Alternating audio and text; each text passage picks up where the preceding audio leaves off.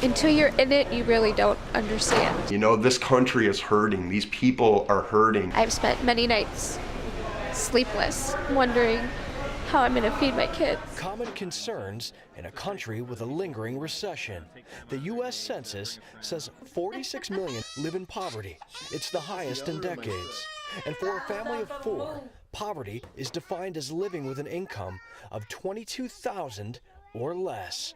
Nearly 50 million have no health insurance, and basic needs are becoming unaffordable for many. People with advanced degrees, like Anthony Tobacco, a teacher in Broward County, Florida, who has gone through 2 county-wide layoffs and is now teaching part-time piano lessons just to scrape by. I'm stressed out, constantly worried about what I'm going to do to make ends meet. Yeah, good luck today. Thank you. Nice to see you. Thousands are lining up for job fairs, just looking for a chance. I was laid off back in December. I was working in healthcare. It's the #1 priority in our country right now to put people back to work and get people jobs and make sure that people in areas of public service are listening. In neighborhoods across the U.S., the face of poverty has changed. 15% of Americans live impoverished. That's the highest of any industrialized nation in the world.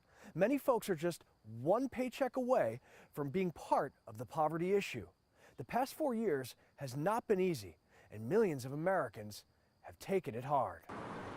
Like single mother Monique Brown, the Alabama resident has recently lived in shelters with her children and is looking for a job. I mean, pretty much anything that'll bring in some type of income. In New York City's largest food pantry, they served nearly 100,000 meals in August alone.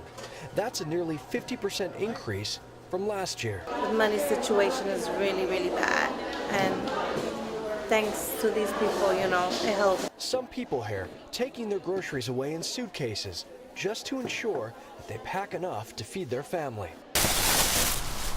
Outside Chicago, the Willow Creek Care Center is also seeing people line up in record numbers. We have seen the face of poverty really change.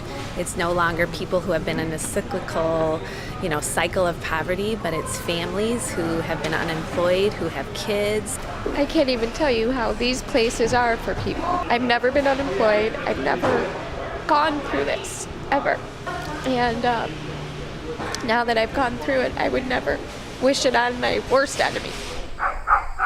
70 miles south of Chicago, garbage burns in lawns, and the smoky shells of charred homes line the gravel roads.